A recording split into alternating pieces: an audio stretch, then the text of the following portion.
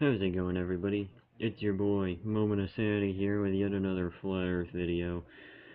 I was originally gonna try and do, like, another part to the FEA video, but for some reason the audio on the video that I got a recording of just decided to screw up for some reason. I don't understand why.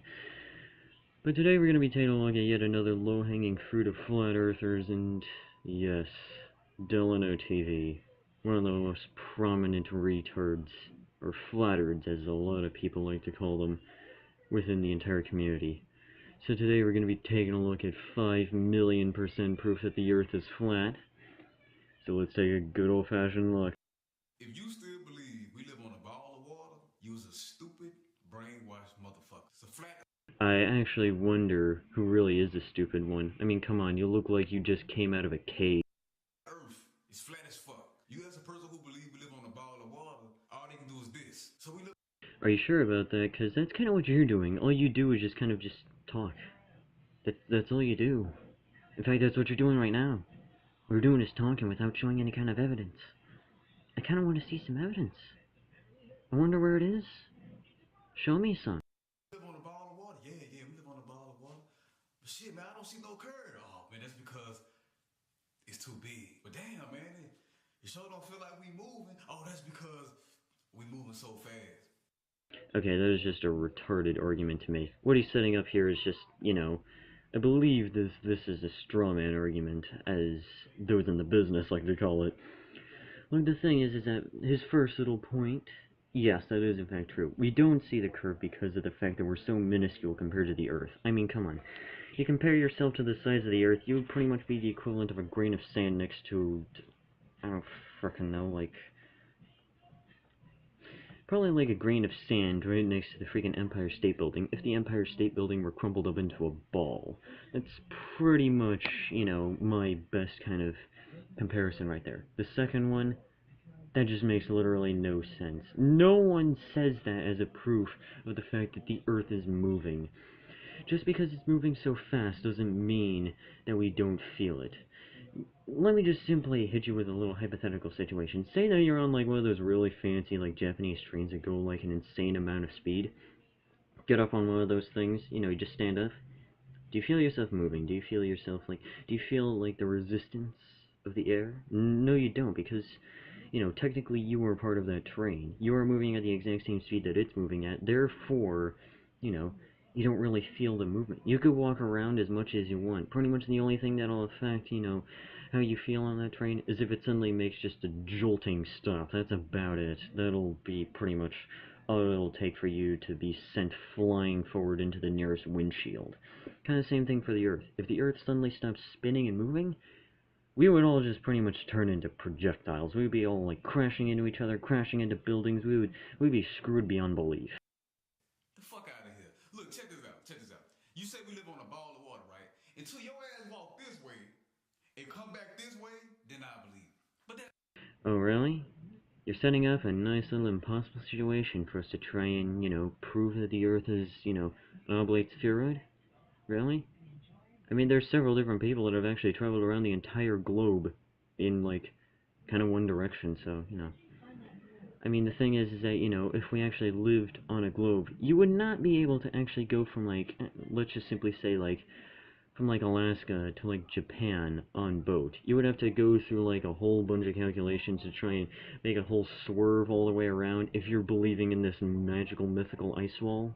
I mean, whatever. That ain't gonna never fucking happen. Some of you bitches still believe the sun 93 million miles away, right? But I clearly see sometime clouds behind and in front of the sun. So how the Really? You see clouds behind and in front of the sun? Okay, in front of the sun, really? That's evidence that you're trying to pull out right now? The fact that the clouds are in front of the sun? Really? Now, as for clouds behind the sun, there's most likely a pretty reasonable explanation. It's called cloud density. Ever heard of that? Sometimes clouds aren't really that tightly packed together. They can be so thin that you can literally see the sun through them. You've never heard of that? You never heard of that kind of stuff? Oh, wait. Flattened brain. Almost forgot about that. fuck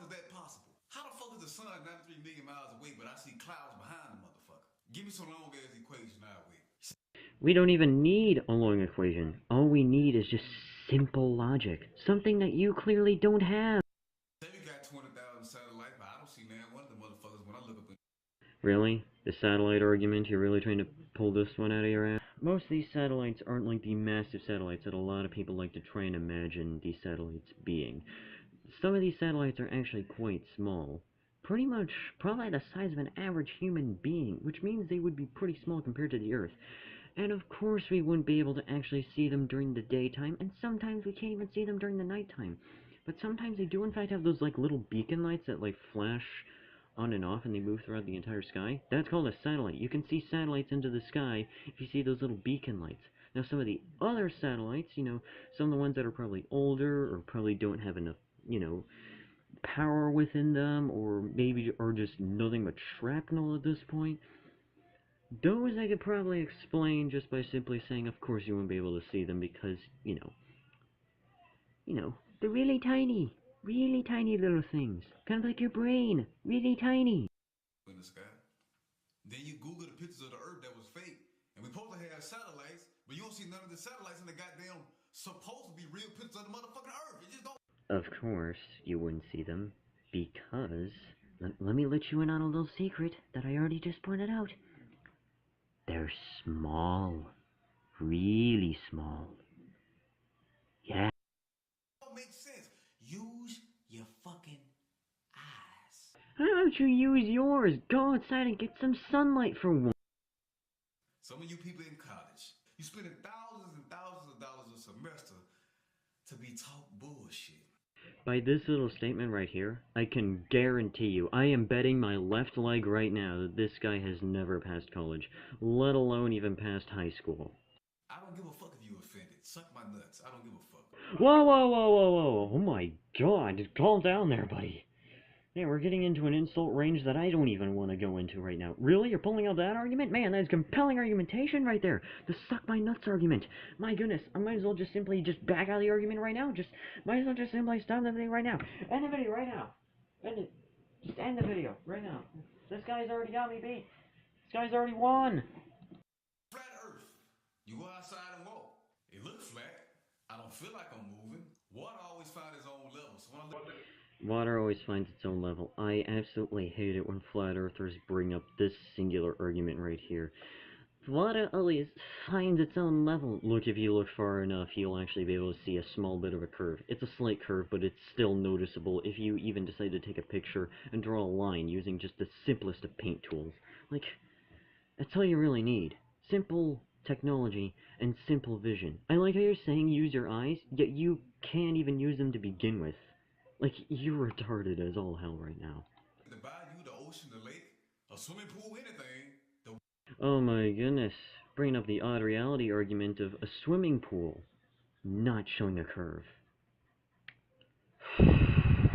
This is gonna be a long video. Here we go. Water always flat. It don't curve.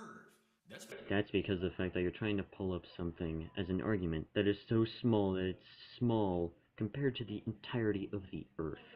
Swimming pool obviously isn't going to show any curvature because it's a small friggin' swimming pool. You won't be able to see a curvature on that. So are you absolutely retarded? Or are you actually trying to make this as an actual point? I'm leaning more towards the former for this one.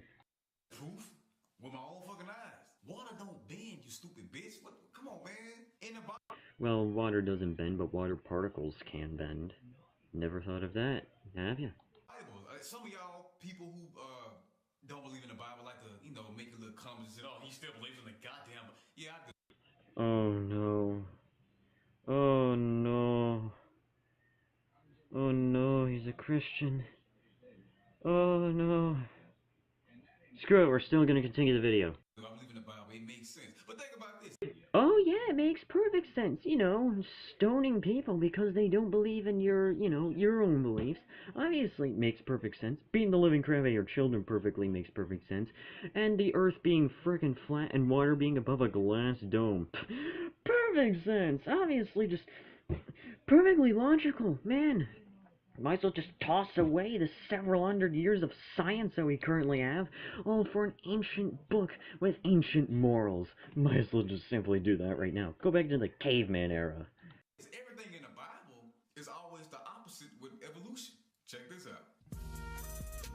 Ugh! Oh god. You're gonna show evidence with this music? Really? Alright, hold on. I'm gonna get some real music up in here. Hold on. Let me just quickly call up my buddy right now. He's got some sick tunes. It's some good stuff right here. Yo! Yo, Decuro! Yeah, can I use hydrolytic pressure on this one? Alright, thanks.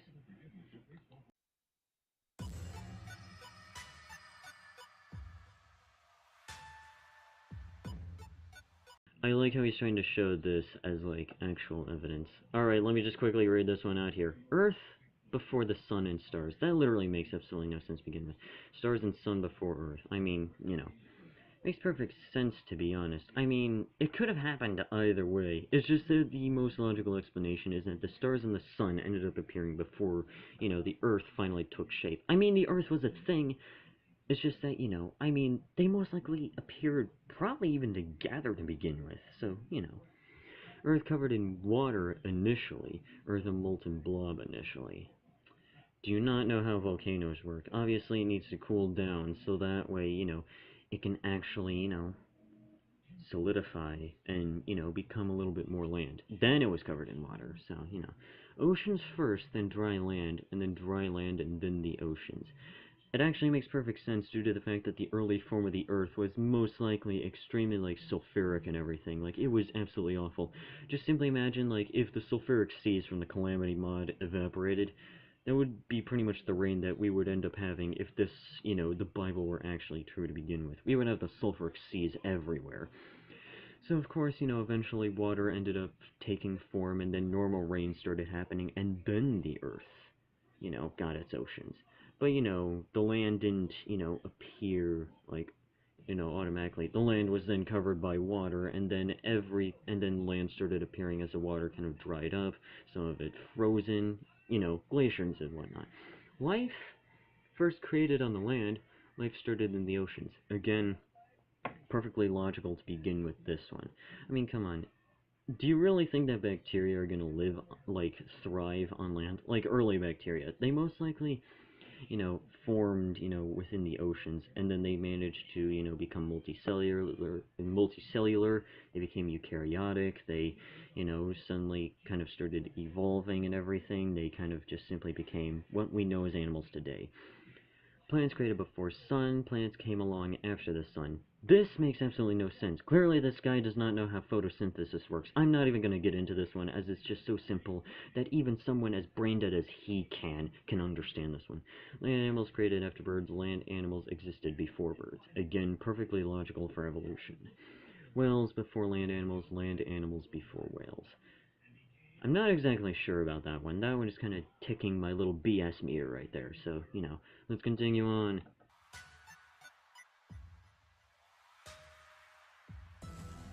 Ah, yes, another thing to start reading. Alright.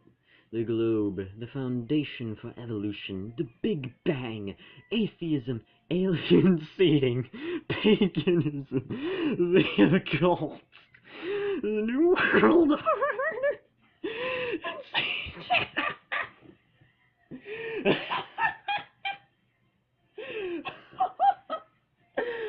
oh my god! This cannot be real! Please tell me I'm dreaming. Alright, let's take a look at the flat earth. Alright, described in the Bible, validates the Bible, scientifically proven, points to God alone as the creator, and blows Satan's deceptions wide open.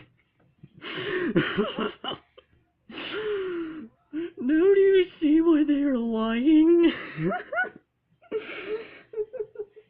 Where did he even get this information? I'm... Oh, this is... Oh, I literally cannot take this seriously. I can't take this seriously. Alright, we're gonna... Alright, let's continue.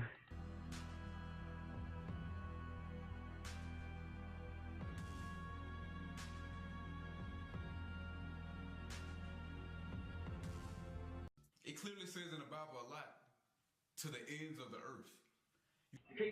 That is just a figure of speech. Do you not understand how figurative language works?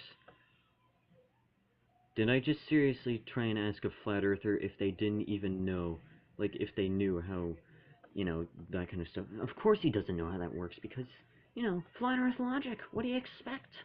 They have the ends of the earth on a fucking ball. It don't make sense. In the Bible, God made the earth his footstool.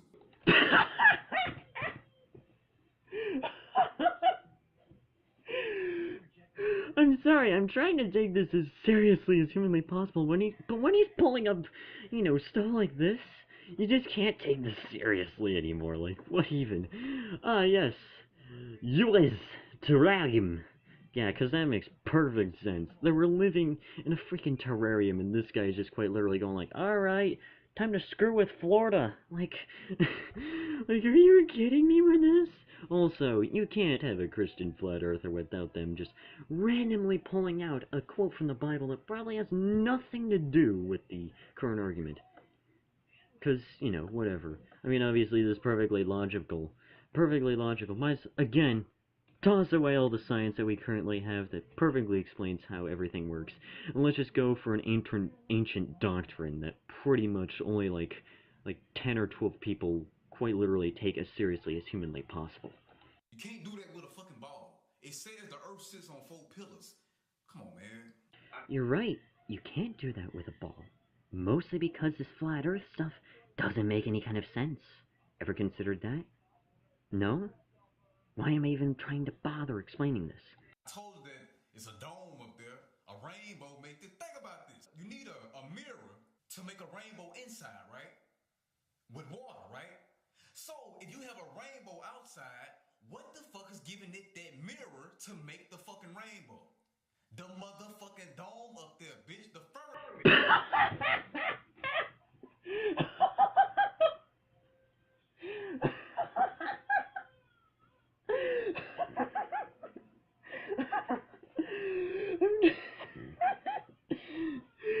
The dome? Really? Oh my goodness. Look, let me explain this. The mirror is called water. Water refracts the light into the different colors. The fact that you need to, you know, like you need a mirror to make like, you know, a rainbow indoors, that's because you're using still water. Bring a sprinkler indoors and then try and do the same thing. You'll get the same exact result. More than likely. But the thing is that it's not a dome that's causing that. In fact, if you really think about it, you can actually look this kind of stuff up. And it's the fact that, like, in reality, like, rainbows are actually completely circular. But since we're on the ground, we only see, like, a small segment of it. If you're, like, you know, like, in an airplane and you see, like, a rainbow, you'll be able to actually see, like, more of the rainbow. And you'll see that it's, like, a complete and total circle. There's no way a dome can form a circular rainbow. Please explain that one. I'd love to see it. I mean, stupid bitch, think about it. But it gotta be something outside to make a mirror effect to give you the goddamn rainbow. The fucking dome, the glass dome, The glass dome? Okay. water above it, like I said, that's why. The water above the dome? The water above the dome? I'm not even gonna try and explain how that even makes any sense. First of all, glass isn't as strong as you really think it is. If there really is water above the dome, this glass dome, pretty sure there would be some crazy flooding going on. I'm just simply saying this here. Glass shrapnel flying in from the sky each and every single time it rains. I'd like to see your explanation on that one. Second of all, a glass dome? Do you not know how magnifying glasses work? It would kind of work like a large-scale magnifying glass. We would be cooked to a crisp. Blue, there ain't number water you looking at in the motherfucking sunlight. And it makes a dome shape every fucking time, a rainbow. That's because you're on the ground. Get into an airplane, and then if you manage to see a rainbow while you're in the airplane, then you'll understand what the rainbow actually looks like. It's really a circle. Explain that one, genius. Thank people, it ain't that fucking hard. Now you're like, that do make sense.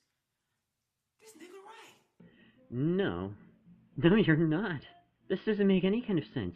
In fact, I think I've actually become significantly dumber from listening to you. This nigga is fucking right. You give me another reason why it's a fucking rainbow.